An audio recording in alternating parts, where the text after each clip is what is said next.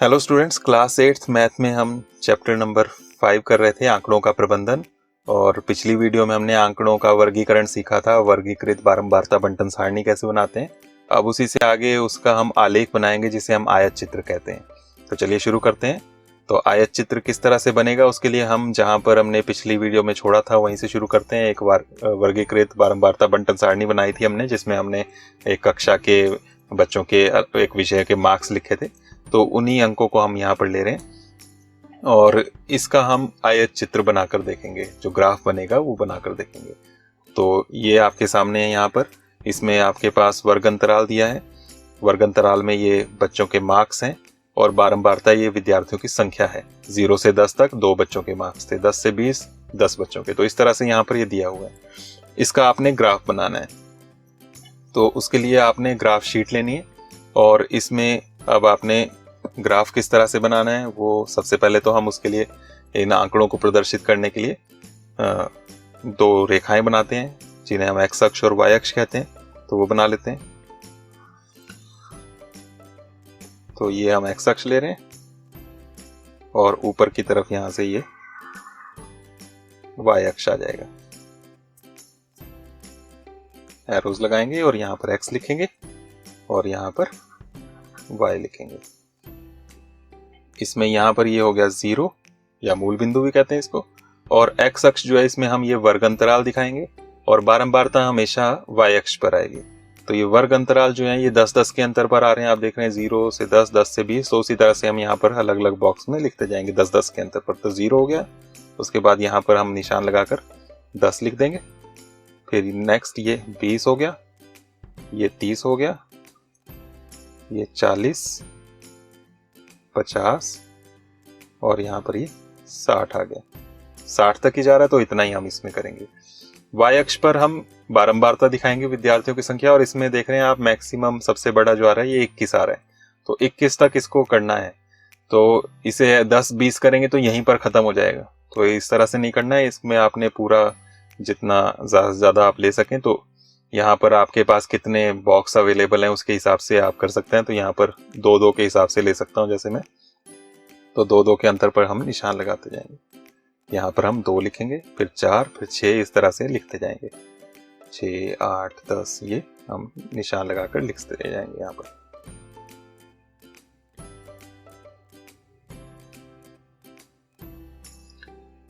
छः, 8, 10, 12, 14, 16, 18, 20 और 22।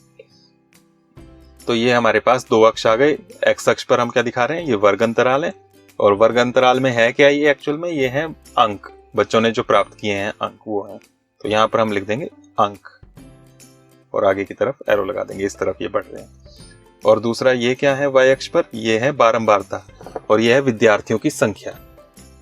तो यहाँ हम लिखेंगे विद्यार्थियों की संख्या।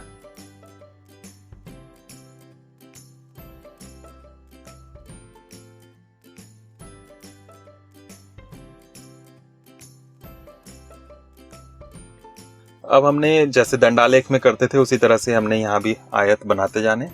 और फिर हम इसको आयत चित्र क्यों बोल रहे हैं, दंडालेख क्यों नहीं बोल रहे हैं, वो आप खुद ही समझ जाएंगे कि क्या डिफरेंस है दोनों में। तो सबसे पहले है 0 से 10 और उसके आ रहे हैं 2। तो 0 से 10 ये है। तो 0 से 10 के बीच इसी बॉक्स के ऊपर हम यहाँ पर एक आयत बनाएंगे इस तरह से, और इसकी हाइट होगी 2। तो ये 2 यहाँ पर नजर आ रहा है सामने, इसी तक यहाँ पर इतनी हाइट का ये हम एक आयत बना देंगे। उसके बाद 10 से 20 तक है 10। तो 10 से 20 के बीच में हमने फिर एक आयत बनाना है 10 और 20 के बीच में, और इसकी हाइट है 10। इसमें बारंबारता आ रही है 10, तो इसकी हाइट यहाँ पर 10 तक कर देंगे। ये 10 तक हमने सामने कर दी। उसके बाद 20 से 30 21। तो 20 से 30 के बीच हम फिर एक आयत बनाएंगे और इसकी हाइट होगी 21। तो 21 कहाँ है, उसके लिए यहाँ तक ये 20 है, ये 22 है, तो बीच में होगा इसके ठीक बीच में यहाँ पर 21। उसके बाद 30 से 40 है 19। तो 30 से 40 के बीच हम आयत बनाएंगे एक, और इसकी हाइट होगी 19। ये 18 है। उसके बाद आधा बॉक्स लेंगे ये, तो ये 19 हो जाएगा। 40 से 50 7। तो 40 से 50 के ऊपर हम 7 हाइट बनाएंगे। यहाँ तक था ये 6, आधा लेकर और ये हो गया 7।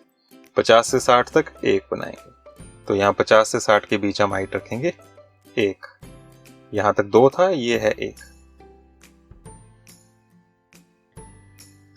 तो इस तरह से आपका ये आयत चित्र या आलेख बनकर तैयार है।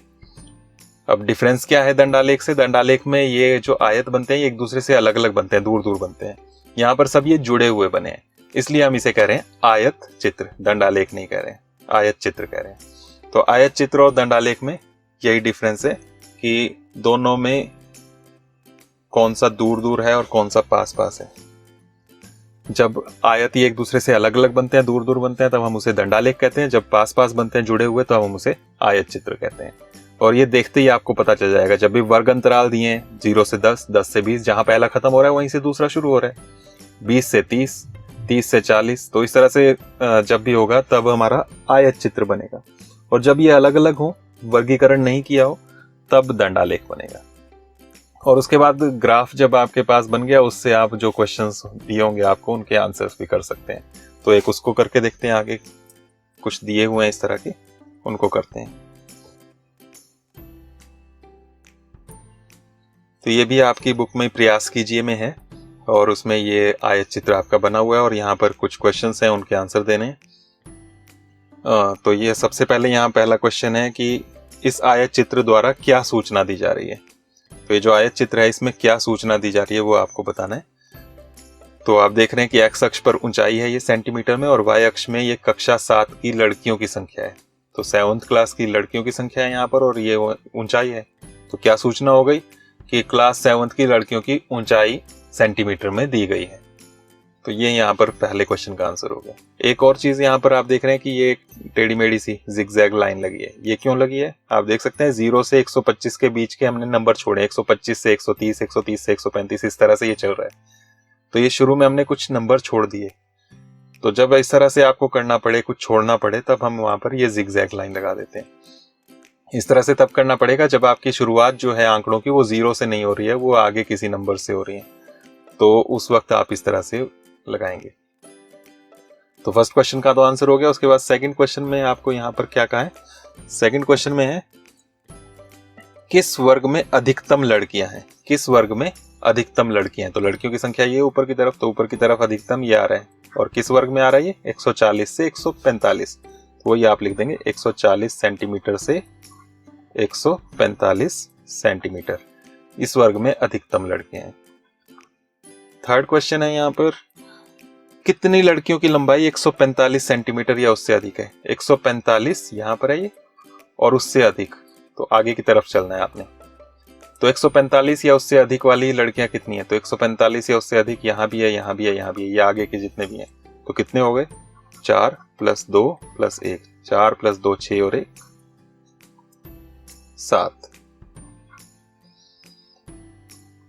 फोर्थ क्वेश्चन है, यदि हम लड़कियों को निम्नलिखित 3 श्रेणियों में विभाजित करें तो प्रत्येक में कितनी लड़कियां होंगी? यहाँ 3 ग्रुप बनाए हैं, ग्रुप ए, बी और सी।